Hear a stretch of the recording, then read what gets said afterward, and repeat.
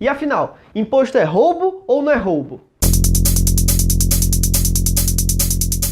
Eu acho que na primeira vista, escutando um negócio desse, talvez você pense assim, nossa, o Igor tá maluco. Ou então se você escutou de outra pessoa, como assim imposto pode ser roubo? Acho que não, imposto não é roubo. Todo mundo paga imposto, meu pai pagava imposto, meu avô pagava imposto. É uma coisa tão normal, sempre existiu. Imposto não tem como ser roubo. Mas eu acho legal que pra gente conseguir conversar e desenvolver esse diálogo, primeiro a gente entenda o seguinte, o que de fato é roubo?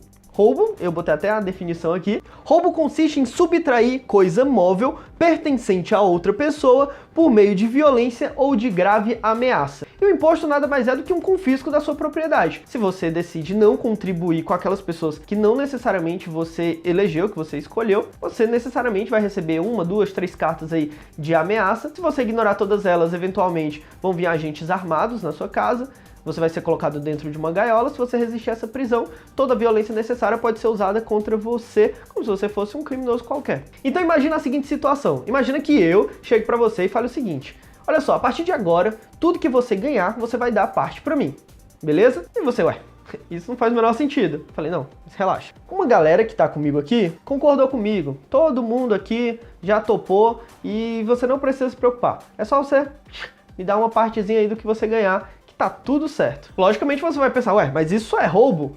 Vai falar, não, isso não é roubo. Um monte de gente concordou comigo e eu criei uma estrutura. A partir dessa estrutura, a partir de agora, inclusive aí onde você está pisando faz parte da minha estrutura, e se você não contribuir com isso a partir de agora, eu posso simplesmente tomar de você a força. Então é melhor pra gente evitar todo esse cansaço, né?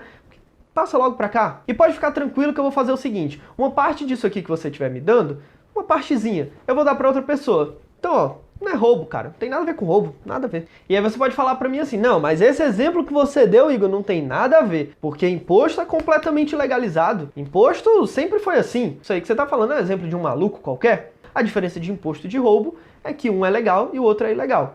Mas aí você tem que pensar o seguinte, o que é legal é necessariamente certo, na sua opinião? Porque se for, há alguns anos atrás, se você chegasse em vários países, você encontraria escravidão completamente legalizada. Talvez uns anos antes, você encontraria pessoas que estavam sendo julgadas como hereges, sendo queimadas vivas. Tudo isso completamente legalizado. Então o que você quer me dizer é que, naquela época, escravizar os negros ou matar os hereges julgados por uma igreja era algo correto, na sua opinião?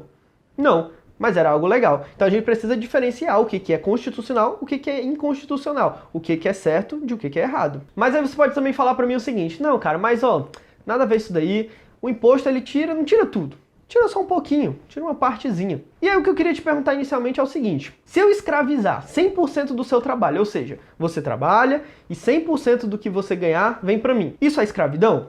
Acredito que sim. E 99% é escravidão? 98%, 90%, 50%, 30%. Qual é a porcentagem que define o que alguém pode tomar de você contra a sua vontade, que aí deixou de ser escravidão? Em qual momento? Quem que define esse número exatamente? Outra coisa que você pode pensar é o seguinte, bem, mas eu preciso de um Estado que tome impostos de todas as pessoas para proteger a minha propriedade. Então, você tem que entender que alguém deve poder invadir a sua propriedade para que a sua propriedade seja protegida. E perceba o seguinte, isso não está muito diferente da relação de um pecuarista com o seu gado. O pecuarista está protegendo seu gado para outras pessoas não tomarem, porque em determinado momento ele vai precisar daquele gado para o abate. O que a gente precisa entender é que qualquer tipo de relacionamento, eticamente falando, ele precisa de um consentimento. Sem consentimento, você transforma uma relação de trabalho em escravidão. Você transforma uma relação sexual em estupro. E por que não uma relação de trocas, ela não precisa de consentimento? O que faz com que imposto não se torne roubo? Já que é uma relação de trocas que só uma parte quer. E perceba que quando eu falo que somente uma parte aceita isso, você pode até falar assim, não, eu aceito pagar impostos. Eu não tenho problema nenhum com isso. E perceba que ao falar essa frase, eu aceito pagar impostos, você mesmo já reconhece a importância do consentimento em uma relação. Porque a partir do momento que você fala que aceita, já não há mais uma coerção, já não há mais uma obrigação, porque você está aceitando. Tá, mas aí ouvindo tudo isso, talvez você pense o seguinte, beleza, mas como seria para a gente construir alguma coisa sem impostos? Como funcionaria isso sem a cobrança de impostos? Perceba que uma vez que você fala como seria, você já está em outro momento da discussão. Você já não está mais questionando se é roubo ou se não é roubo. Você está querendo saber como é que funcionaria após tudo isso.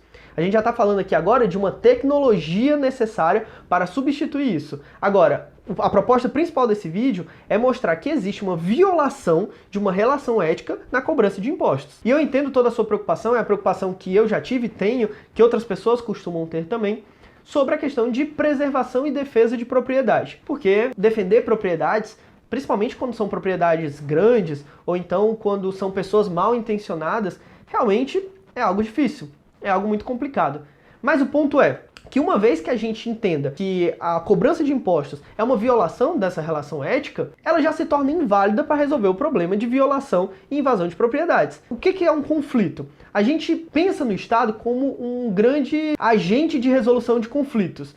É um agente que delimita o que é propriedade de quem, como cada problema deve ser resolvido. Mas pensa comigo que a defesa que está sendo feita aqui é a seguinte: eu não consigo imaginar nenhuma forma possível de se resolver conflitos que não seja através do Estado. Logo, se torna automaticamente válido que nenhuma outra pessoa do universo também consiga pensar, em nenhum momento ninguém consiga ter uma ideia lá na cabeça, então se torna eticamente aceitável escravizar pessoas. Entenda que isso não é muito diferente de um questionamento que, por acaso, um abolicionista receba ao dizer que os escravos devem ser livres e alguma pessoa fale assim: não, você deve escravizar os escravos, é correto escravizar os escravos. Porque, se não escravizar os escravos, quem é que vai plantar as bananas? Quem que vai colher a cana-de-açúcar? Isso não é uma pergunta válida para o questionamento que é feito. A gente está falando de uma relação ética, de o que é certo e de o que é errado. Agora, a tecnologia que vai ser feita deve se adaptar a essa ética. E não o contrário. Você não deve pegar uma questão utilitária, ou seja, uma questão de como é que aquilo vai funcionar, reconhecer que você não teve a capacidade de pensar em nada, que nenhuma outra pessoa possível vai conseguir pensar também, então se torna válido escravizar as pessoas. Então tudo que eu te peço aqui é, não seja essa pessoa, independente do seu viés político, você pode até defender o que você defende, você pode até querer que os impostos sejam cobrados, mas não negue que isso é uma violação de uma relação ética. Isso continua sendo roubo. Não é porque uma pessoa se organizou com outras pessoas, que alguém votou nelas e deu um poder sobre a sua vida que você nunca deu a essas pessoas. Como é que alguém que não tem algo consegue dar para outra pessoa? Por exemplo, você não pode me dar uma moto se você não tiver uma moto. Eu não posso te dar um carro se eu não tiver um carro. Então como é que as outras pessoas podem dar o direito sobre a sua liberdade que elas mesmo não têm? Que você pode sim achar que imposto é algo necessário, que a sociedade ela só consegue se construir através de impostos, mas falar que imposto não é roubo, aí o negócio fica bem mais difícil. Beleza, gente? Um abraço e até mais.